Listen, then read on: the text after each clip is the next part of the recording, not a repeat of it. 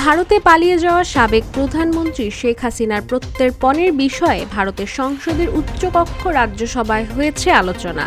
দেশটির সংসদে এক এমপির প্রশ্নের জবাবে পররাষ্ট্র প্রতিমন্ত্রী বলেছেন, শেখ হাসিনার প্রত্যর্পণের বিষয়ে বাংলাদেশের অনুরোধের জবাব দেয়নি ভারত।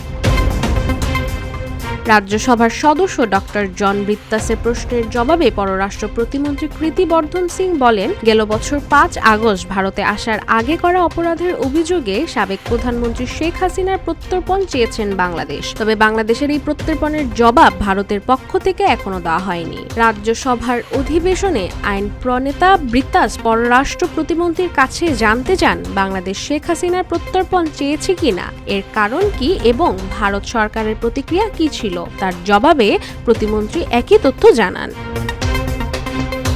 গেল বছরের ডিসেম্বরে ক্ষমতাচ্যুত প্রধানমন্ত্রী শেখ হাসিনাকে প্রত্যাবর্তনের বিষয়ে ব্যবস্থা নিতে ভারতকে আনুষ্ঠানিকভাবে অনুরোধ জানায় বাংলাদেশের পররাষ্ট্র দপ্তর।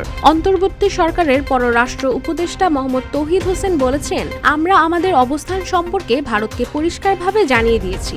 আমরা বলেছি, আমরা শেখ হাসিনাকে বিচারিক প্রক্রিয়ার জন্য ফেরত চাই।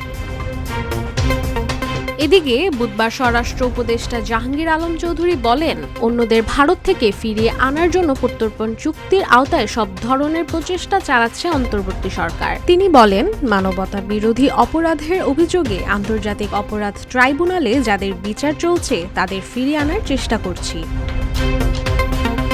ছাত্র জনতার গণ অভ্যুত্থানের মুখে গেল বছরের ৫ আগস্ট দেশ ত্যাগ করে ভারতে পালিয়ে যান শেখ হাসিনা। এরপর থেকে তিনি ভারতেই অবস্থান করছেন। তবে তার পালিয়ে যাওয়ার মধ্য দিয়ে শেখ হাসিনার সাবেক মন্ত্রী এমপিরাও বিভিন্নভাবে দেশ ত্যাগ করেন।